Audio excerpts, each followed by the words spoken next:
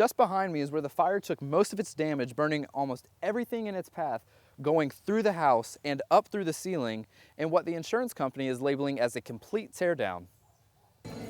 Officers like Eddie West are helping protect the community on a daily basis, but tonight, he's helping serve the Casey community by waiting tables and serving some of their famous lobsters.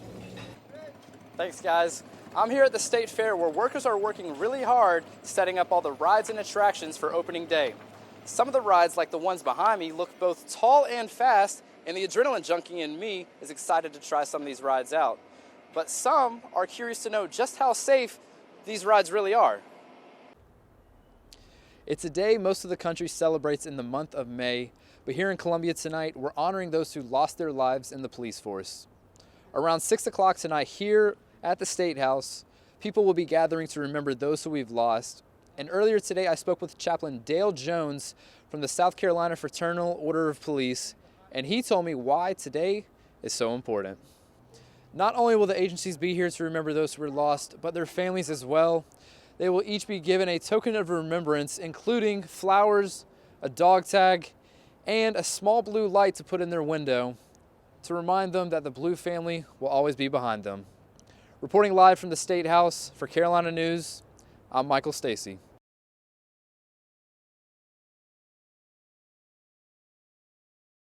Going down.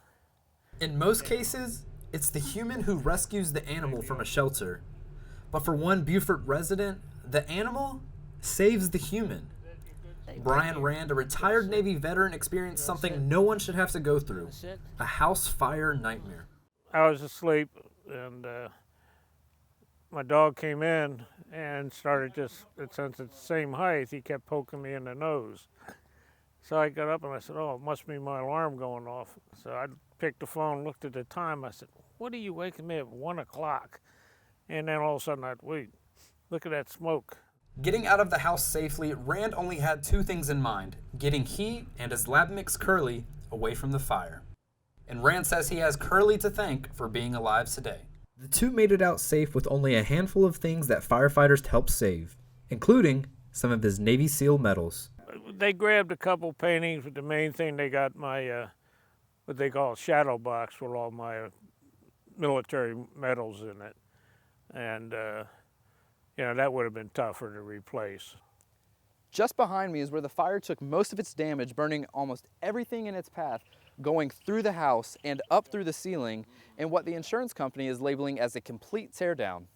Rand says he is currently in negotiations with the insurance company over how much it will cost to rebuild from scratch, but is currently living in a very manageable situation set up by the insurance company. They found a nice rental for me. So that'll be 6 months rental while the house is getting built. And luckily, it's 2 houses down, so that'll work out real nice. As of right now, Rand knows one thing for sure. He and Curly are going to have plenty of time on their hands while their house is rebuilt. No. We're going to have a lot of beach time, I think. Rand says he is continuing to stay positive, and having Curly by his side certainly is keeping him smiling. This is the strangest experience since Vietnam, so, I made it through that, and I sure as heck going to make it through this one. For Carolina News, Get that cookie. I'm Michael Stacy. Totally get it. Hey, Curly, you going to get your cookie?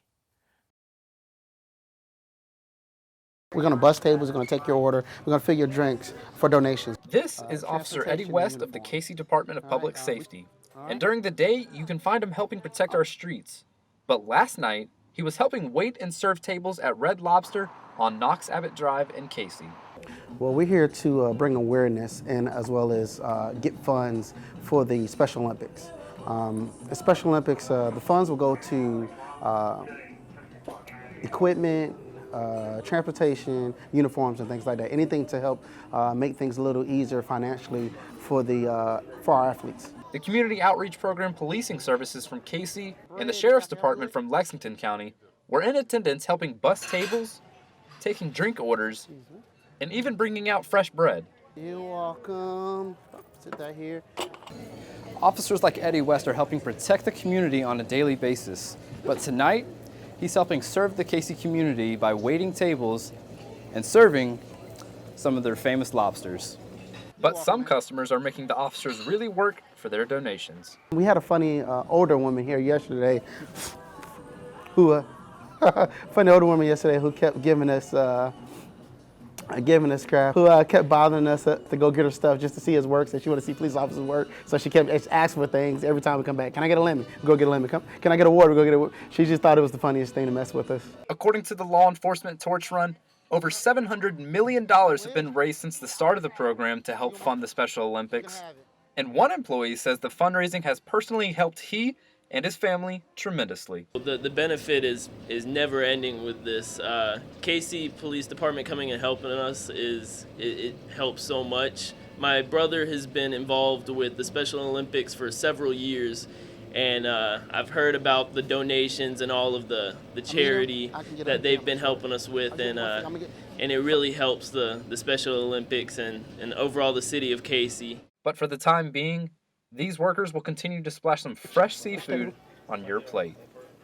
For Carolina News, I'm Michael Stacy. Hey, how y'all doing? Good, I'm Officer West.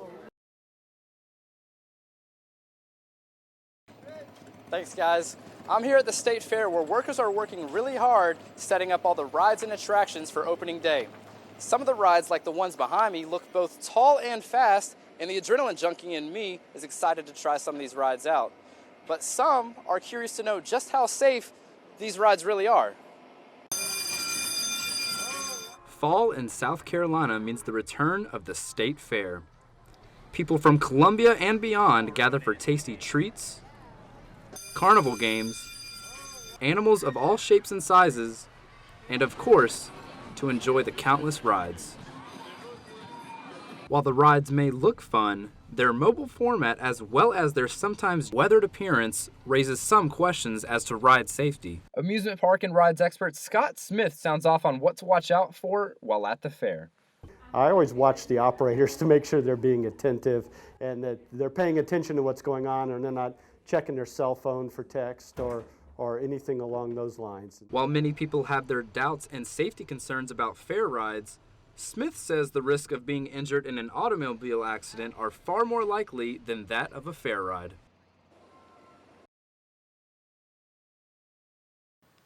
A former Orangeburg law enforcement officer has been arrested for taking money from the evidence room. Carl Wayne Schultz was charged with misconduct in the officer after he stole over $17,000 from the ODPS evidence room between September and December of 2018, prosecuted by the First Solicitor's Office.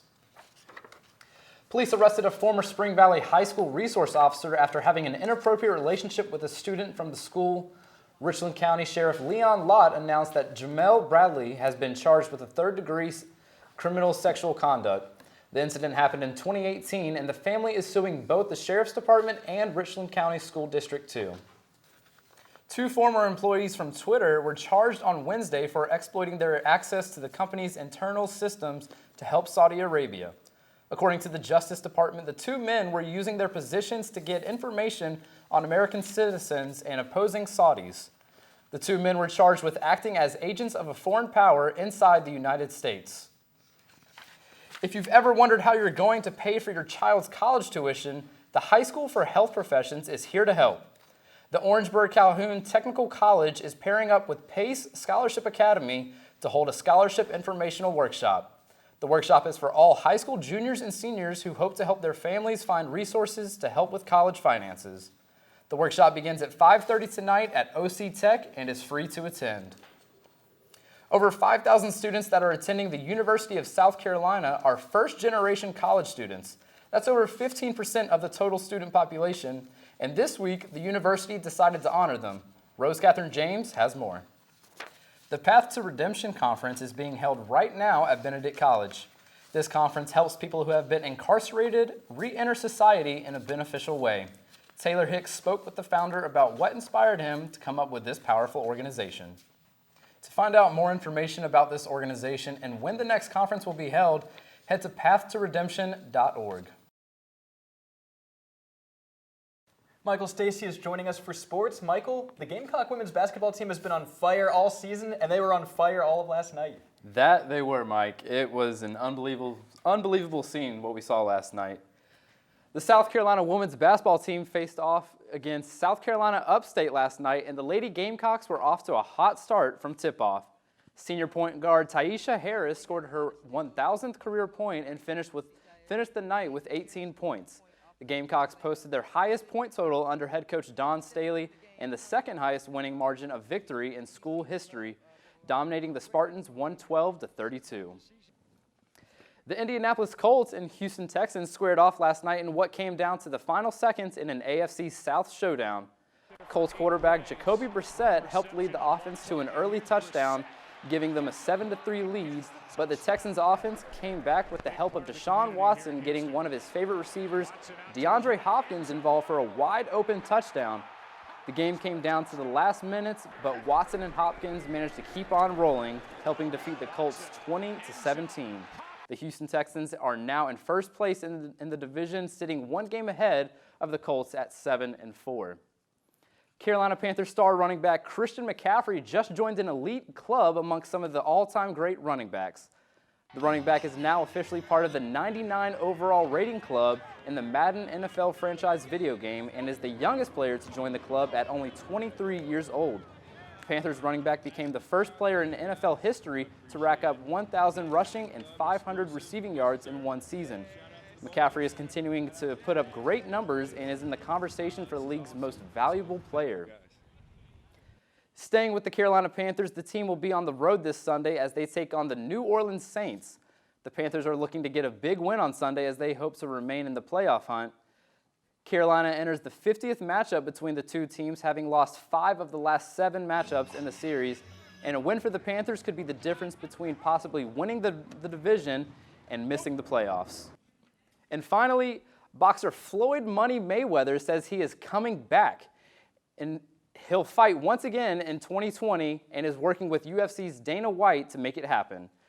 The announcement comes after the now 42-year-old Mayweather took to social media saying, quote, "Coming out of retirement in 2020 late Thursday night. The rumored fights to be in question include rematches with Conor McGregor and Manny Pacquiao."